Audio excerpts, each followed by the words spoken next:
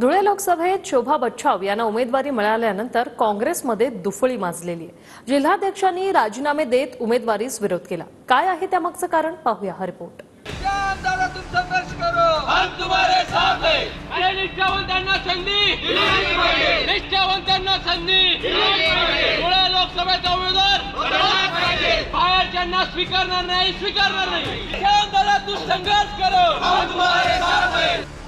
धुळे लोकसभेत काँग्रेसच्या उमेदवारीनं दुफळी माजली आहे। डॉक्टर शोभा बच्छाव यांच्या उमेदवारीला विरोध म्हणून जिल्हाध्यक्षांसह शेकडो कार्यकर्त्यांनी राजीनामे दिले। नाराज पदाधिकाऱ्यांच्या समजुतीसाठी उमेदवार शोभा बच्छाव काँग्रेस कार्यालयात पोहोचल्या होत्या, मात्र काँग्रेस पदाधिकाऱ्यांच्या घोषणांमुळे त्यांना माघारी फिरावं लागलं।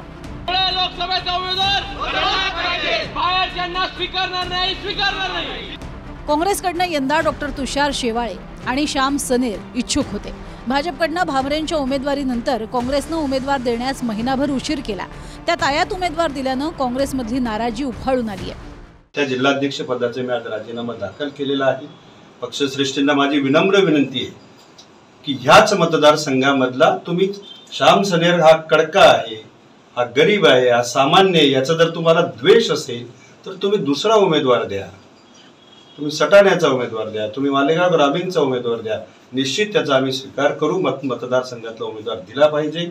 आम्ही निश्चितपणाने काँग्रेसच्या विजयासाठी पराकाष्ठा केल्याशिवाय राहणार नाही। पण बाहेरच्या उमेदवाराच्या बाबतीमध्ये खूप मर्यादा आहेत, लोकांच्या खूप नाराजगी याच्यामधून आलेली आहे आणि म्हणून आज 2 दिवसामध्ये निर्णय निश्चित पक्षश्रेष्ठीने घ्यावा। घेतला तर आनंदच आहे, नाहीतर आम्हाला निश्चित लोकांची पावलं उचलावी लागतील। धुळे लोकसभा मतदारसंघामध्ये अनेक इच्छुक उमेदवार आमचे होते आणि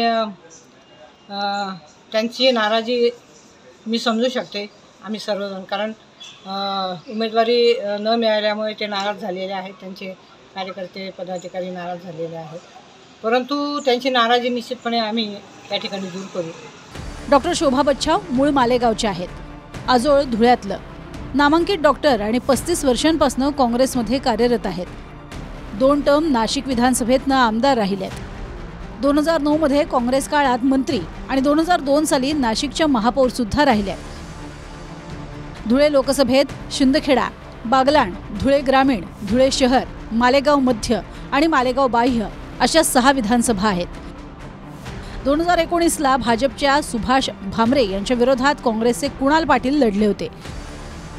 भामरेंना 6,13,533 मतं पडली तर कुणाल पाटलांना 3,84,290 इतकी मतं मिळाली। भाजपचे भामरे 2.25 लाखांहून जास्तीच्या मतांनी जिंकून आले। धुळे ग्रामीण, धुळे शहर, शिंदखेडा, मालेगाव बाह्य आणि बागलाण या 5 विधानसभांमध्ये भाजपच्या भामरेंना लीड होतं, तर मालेगावमधनं काँग्रेसचे कुणाल पाटील आघाडीवर राहिले। धुळे लोकसभेत धुळे जिल्ह्यातील 3 आणि नाशिक जिल्ह्यातील 3 विधानसभा येतात। त्यामुळे धुळ्याची लेक आणि नाशिकची सून या समीकरणानं काँग्रेसनं शोभा बच्छाव यांना उमेदवारी दिल्याची चर्चा आहे। मात्र वर्षानुवर्ष प्रत्यक्ष काम करणाऱ्या समर्थकांचं काय, असा प्रश्न नाराज पदाधिकारी करतायत। शोभा बच्छाव यांचं काम न करण्याचा इशाराही पदाधिकाऱ्यांनी दिलाय।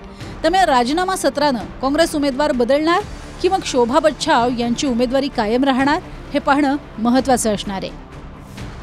मनेश मासुळेसह मनोहर शेवाळे, TV9 मराठी, धुळे।